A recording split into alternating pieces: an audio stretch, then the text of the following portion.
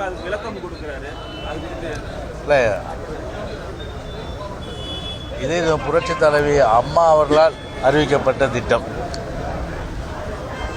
அம்மா அவர்களால் அறிவிக்கப்பட்ட அரசியலிலே அம்மா அவர்களால் வெளியிடப்பட்ட திட்டம்.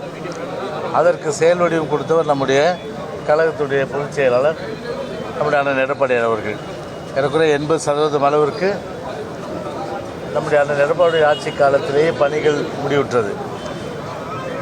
மீதி 20% பணிகள் அந்த ஆளும் இந்த ஸ்டாலின் மாடல் அரசாங்கம் மெத்தனமாக இந்த பணியை மேற்கொண்டு உடனடியாக நிறைவேற்றினால் அனைத்து இந்திய அண்ணா திராவிட முன்னேற்ற கழகத்திற்கு நற்பெயர் வந்துவிடும் என்ற காரணத்திற்காக அதை கிடப்பிலை போட்டு 3 வருடம் கழித்து அதை திறந்து வைத்திருக்கின்றார்கள். எனவே அதற்கு உண்மையான காரணம் அம்மாவும் அதே போன்று நம்முடைய அண்ணன் எடப்பாடியார் அவர்களும் தான் அந்த திட்டம் நிறைவேறுவதற்கு.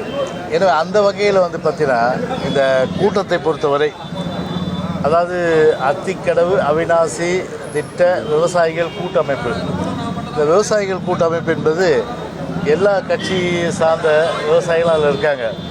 அதுக்காக போராடினவங்க, அதுக்காக சிறை சென்றவங்க, உண்ணாவிரதம் இருந்தவங்க. அது 50 ஆண்டு கால கனவு திட்டம் இது.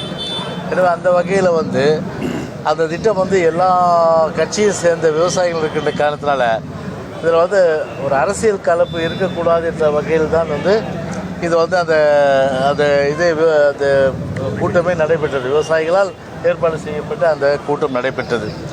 எனவே அந்த வகையில் தான் இதை பார்க்க வேண்டும். எனவே அந்த வகையில் அதான் நான் இந்த கருத்து சொல்ல முடியும்.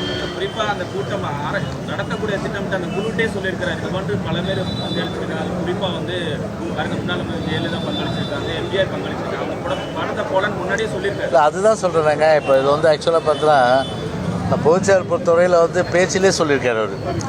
இங்கே எல்லாருமே எல்லா கட்சியும் சார்ந்தவங்க இருக்காங்க. அப்படி இருக்கும்போது பார்த்தீங்கன்னா அந்த வகையில் அந்த ஒரு அரசியல் கலப்பு இருக்கக்கூடாது. அது முழுக்க முழுக்க ஒரு விவசாயிகளால் ஏற்பாடு செய்யப்பட்ட ஒரு கூட்டமைப்பு, விவசாயிகள் கூட்டமைப்பு ஏற்பாடு செய்த இது அனைத்து இந்திய அண்ணா திராவிட முன்னேற்ற கழகம் செய்யலை. இந்த நிகழ்ச்சியை பொறுத்தவரை பார்த்தீங்கன்னா முழுக்க விவசாயிகள் கூட்டமைப்பு தான் ஏற்பாடு செஞ்சது. ஏன்னா விவசாயிகள் கூட்டமைப்பு சர்வ கட்சி, எல்லா கட்சியும் அதில் இருக்காங்க. எனவே அந்த வகையில் தான் இந்த கருத்தை நான் சொல்ல முடியும். என்னங்க மரியாதை கொடுக்கல, சந்திக்க வரவங்க எல்லாருமே கட்சியை விட்டு நீக்கிறோம். இது போன்ற முன்னாள் அமைச்சர்கள் தொடர்ந்து ஒரு கருத்துக்களை அதிருப்தியில தெரிவிச்சு வராங்க. அது இண்டோர் மீட்டிங்கு. அது இண்டோர் மீட்டிங்கில் அவங்க ஒரு வெளிப்படையாக பேசியிருக்கிறாங்க. ஸோ அந்த கருத்தை பார்த்தீங்கன்னா அது கட்சிக்காரர்களுக்கிடையே பேசப்பட்ட ஒரு கருத்து.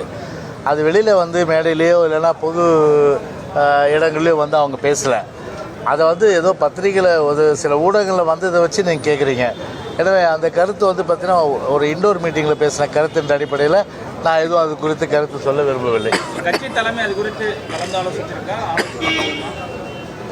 இப்போ பொதுவாக அவங்க ஒரு கருத்து சொல்கிறாங்க, நீங்கள் சொல்கிற நானும் கூட பார்த்தேன். எதுவும் அவங்களோட அந்த மனக்குறை எதுவாக இருந்தாலும் அவர் பூச்சாட்டு அது முறையிடலாம்.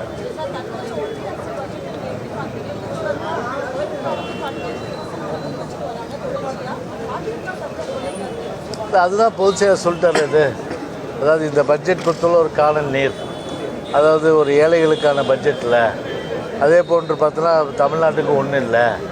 அப்போ ரயில் திட்டம் கிடையாது, திருக்குறள் சொன்னாங்க, ஆனால் தமிழ்நாட்டை மறந்துட்டாங்க.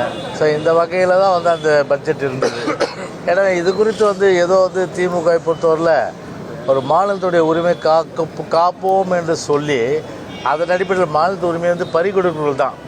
இதுக்காக பார்த்தீங்கன்னா அவங்க வாதாடி போராடி அந்த நிதியை பெற வேண்டிய அந்த எண்ணம் நிச்சயமாக இந்த ஆளும் இந்த ஸ்டாலின் மாடல் அரசாங்கத்துக்கு அந்த தைரியம் கிடையாது, அந்த திராணியும் கிடையாது.